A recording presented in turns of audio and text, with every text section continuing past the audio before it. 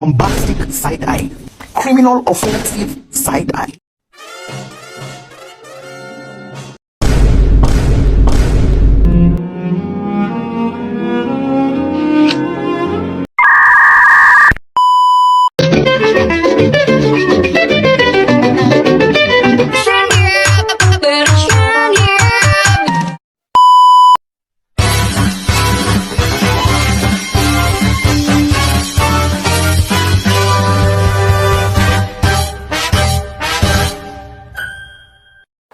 Assalamualaikum warahmatullahi wabarakatuh. Langsung saja ke materinya, mulai dari sejarah berdirinya OJK. Otoritas Jasa Keuangan dibentuk berdasarkan Undang-Undang Nomor 21 Tahun 2011 tentang Otoritas Jasa Keuangan. Lembaga ini merupakan badan independen yang memiliki fungsi, tugas, dan wewenang pengaturan, pengawasan, pemeriksaan, dan penyelidikan pembentukan Otoritas Jasa Keuangan. Ini merupakan upaya pemerintah Republik Indonesia menghadirkan lembaga yang mampu menyelenggarakan sistem pengaturan dan pengawasan terhadap keseluruhan kegiatan sektor keuangan, baik perbankan maupun lembaga keuangan non-bank. Secara fungsi, lembaga ini menggantikan tugas Badan Pengawas Pasar Modal. Lembaga ini menggantikan tugas Badan Pengawas Pasar Modal dan Lembaga Keuangan atau Bapepam LK, serta mengambil alih tugas Bank Indonesia dalam hal pengawasan perbankan setelah Undang-Undang Nomor 21 Tahun 2011 disahkan Presiden Republik Indonesia yang pada saat itu adalah Bapak Susilo Bambang Yudhoyono.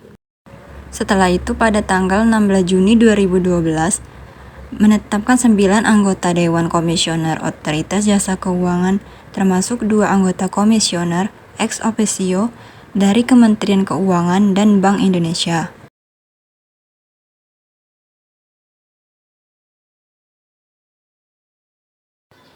Setelah itu, pada tanggal 15 Agustus 2012, dibentuklah Tim Transisi Otoritas Jasa Keuangan tahap 1 untuk membantu Dewan Komisioner Otoritas Jasa Keuangan melaksanakan tugas selama masa transisi.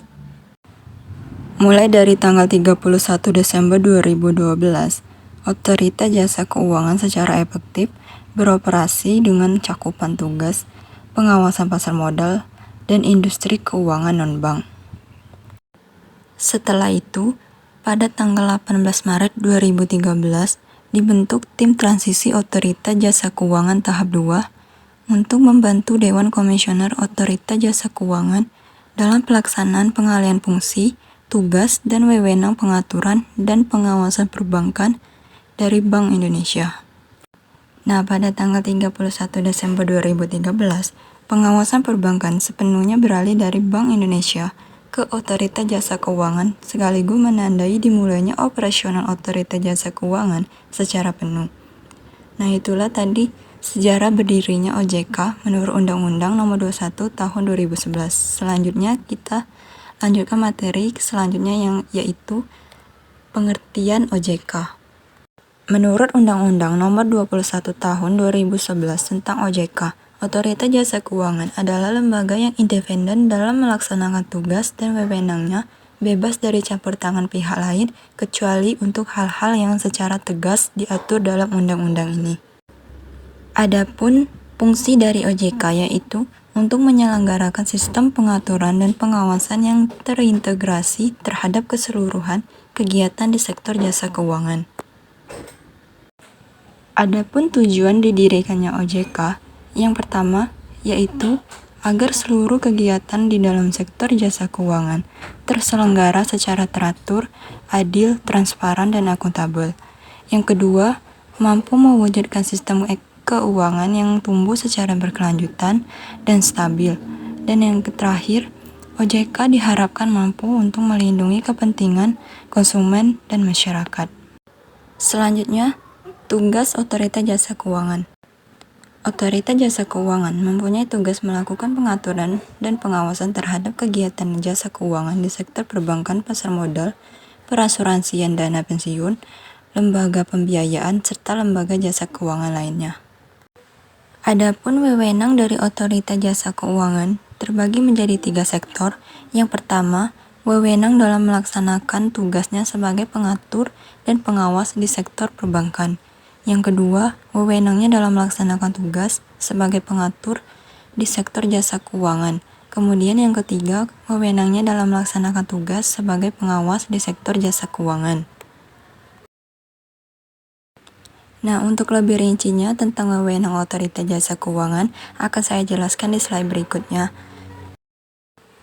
Yang pertama yaitu untuk melakukan tugas pengaturan dan pengawasan di sektor perbankan. Wewenang otoritas jasa keuangan sebagai berikut.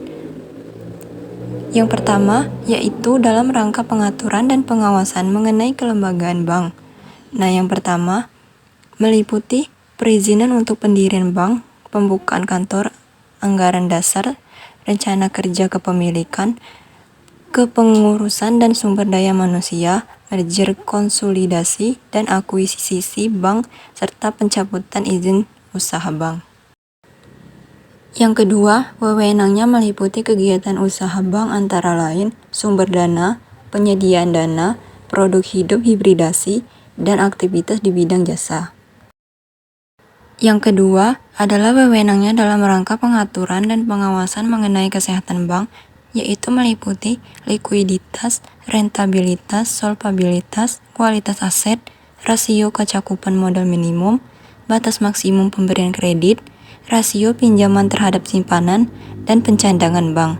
Yang kedua meliputi laporan bank yang terkait dengan kesehatan dan kinerja bank, sistem informasi debitur, juga wewenang mengenai pengujian kredit, dan standar akuntansi bank. Yang ketiga, yaitu wewenangnya dalam rangka pengaturan dan pengawasan mengenai aspek kehati-hatian bank, yaitu meliputi manajemen risiko, tata kelola bank, prinsip mengenal nasabah dan anti pencucian uang, pencegahan pembiayaan terorisme, dan kejahatan perbankan. Dan yang keempat, yaitu OJK juga melakukan pemeriksaan terhadap bank. Untuk melakukan tugas pengaturan sektor jasa keuangan, wewenang otoritas jasa keuangan sebagai berikut. Yang pertama yaitu menetapkan peraturan pelaksanaan undang-undang. Yang kedua, menetapkan peraturan perundang-undangan di sektor jasa keuangan. Yang ketiga yaitu menetapkan peraturan dan keputusan otoritas jasa keuangan. Yang keempat yaitu menetapkan peraturan mengenai pengawasan di sektor jasa keuangan. Yang kelima yaitu menetapkan kebijakan mengenai pelaksanaan tugas otoritas jasa keuangan. Yang keenam yaitu menetapkan peraturan mengenai tata cara penetapan perintah tertulis terhadap lembaga jasa keuangan dan pihak tertentu. Yang ketujuh yaitu menetapkan peraturan mengenai tata cara penetapan pengelolaan statuter pada lembaga jasa keuangan. Yang kedelapan yaitu menetapkan struktur organisasi dan infrastruktur serta mengelola, memelihara, dan menata usahakan kekayaan dan kewajiban. Dan yang kesembilan yaitu menetapkan peraturan mengenai tata cara mengenai sanksi sesuai dengan ketentuan peraturan perundang-undangan di sektor jasa keuangan. Adapun untuk melaksanakan tugas pengawasan sektor jasa keuangan, wewenang otoritas jasa keuangan sebagai berikut. Yang pertama yaitu menetapkan kebijakan operasional pengawasan terhadap kegiatan jasa keuangan. Yang kedua yaitu mengawasi pelaksanaan tugas pengawasan yang dilaksanakan oleh kepala eksekutif. Yang ketiga yaitu melakukan pengawasan pemeriksaan, penyelidikan perlindungan konsumen, dan tindakan lain terhadap lembaga jasa keuangan, perilaku dan atau penunjang kegiatan dan jasa keuangan sebagaimana dimaksud dalam peraturan perundang-undangan di sektor jasa keuangan. Yang keempat yaitu memberikan perintah tertulis kepada lembaga jasa keuangan dan atau pihak tertentu. Yang kelima yaitu melakukan penunjukan pengelolaan statuter. Yang keenam yaitu menetapkan penggunaan pengelolaan statuter. Yang ketujuh yaitu menetapkan sanksi administratif terhadap pihak yang melakukan pelanggaran terhadap peraturan perundang-undangan di sektor jasa keuangan. Yang kedelapan yaitu memberikan dan atau mencabut hal-hal berikut seperti izin usaha, izin orang perseorangan, efektifnya pernyataan pendaftaran, surat tanda terdaftar, persetujuan melakukan kegiatan usaha, pengesahan, persetujuan, dan atau penetapan pembubaran, dan penetapan lain-lain.